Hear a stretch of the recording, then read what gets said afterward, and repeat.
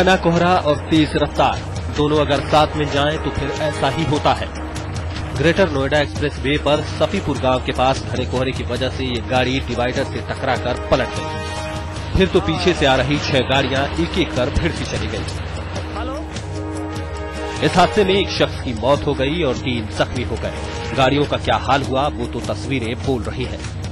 लेकिन कोहरे और बेकाबू रफ्तार से एनसीआर में ये पहला हादसा नहीं था।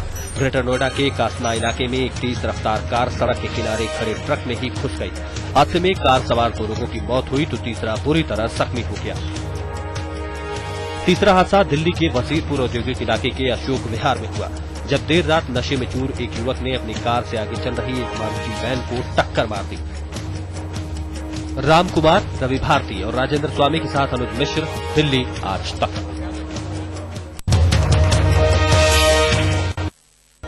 दिल्ली के चोरों ने भगवान के घर को भी नहीं छोड़ा। दिल्ली के पश्चिम बिहार के सनातन धर्म मंदिर में चोरों ने हाथ की सफाई दिखाई और यहां से लाखों का सामान लेकर चंपत हो गए। मंदिर में बिखरे सामानों को देखकर अंदाजा लगाया जा सकता है कि चोरों ने यहां क्या कुल खिलाया। यहां रखी तिजोरी और दानपात्र के पैसे से लेकर भगवान की मूर्ति पर लगे मुकुट, छत्र, लॉकेट और कई कीमती मणि आभूषण चोर ले गए। तो सबसे पहले मुझे वहां पर तिरुपति बालाजी का मुकुट नीचे गिरा हुआ दिखाई दिया। फिर वह पता नहीं कैसे गिर गया। फिर उसके बाद आगे नजर आया तो वहां का सारा दान पात्र बीच हॉल में, भवन के अंदर में सबका ताला पलटा हुआ। हालांकि मंदिर में लगे सीसीटीवी कैमरे में चोरों की सारी कारस्तानी कैद हो गई। तस्वीरों में उनके आने और माल पर हाथ साफ करने की करतूत साफ साफ नजर आ रही है। पुलिस ने तफ्तीश शुरू कर दी है और वो भी सीसीटीवी फुटेज के आधार पर ही चोरों को ढूंढ रही है।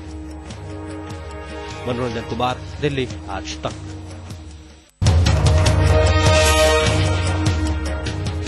आसाराम बापू की मुसीबतें कम होती नहीं दिख रही। साबरकांठा जिला प्रशासन ने आसाराम बापू के बेटे नारायण साई के आश्रम को खाली करने का नोटिस जारी कर दिया है।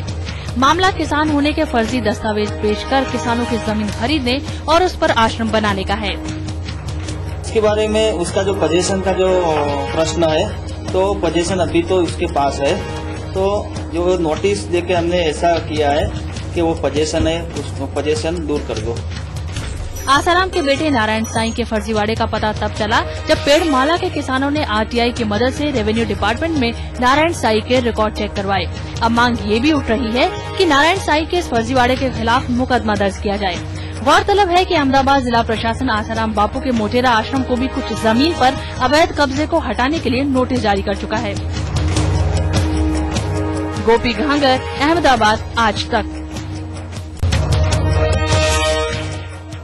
मातम हंगामे में तब्दील हो गया। बेंगलुरु में हजारों की तादाद में लोग उमड़े थे अपने चहेते स्टार विष्णुवर्धन के अंतिम दर्शन को। अपने स्टार की आखिरी विदाई करीब से देखने की कोशिश में भीड़ बेकाबू हो गई। ऐसे में पुलिस को भीड़ संभालने के लिए जोर आजमाइश करनी पड़ी। लाठियां चली और बीच बीच में आंसू गैस के गोले भी छोड़े गए।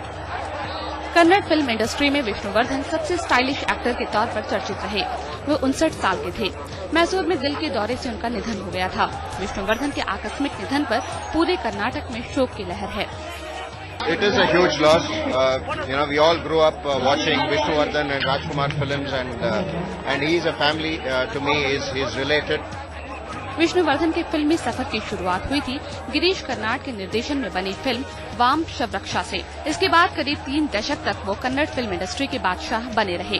रोहिणी स्वामी, बैंगलोर आज तक। 2 नन्हे शावकों की अठखेलियां और इनकी हर पल हिफाजत कर रही बाघिन की खतरनाक नस्ल। बाघिन का ये परिवार उत्तर प्रदेश के लखीमपुर खीरी में दुधवा नेशनल पार्क से बाहर देखा जा रहा है। गन्ने के खेतों में ये बाघिन अपने 2 नन्हे शावकों के साथ मजे से दिन गुजार रही है, लेकिन दहशत में है लोग। करीब 15 दिन पहले wild life trust of India की 5 सदस्यीय टीम ने बाघिन के परिवार को कैमरे में कैद किया था। बाद में बाघिन जंगली सुअर का शिकार करती भी देखी गई, लेकिन बाघिन ने जब एक बच्चे को अपना शिकार बना डाला तो आसपास के इलाकों में सन्नाटा फैल गया।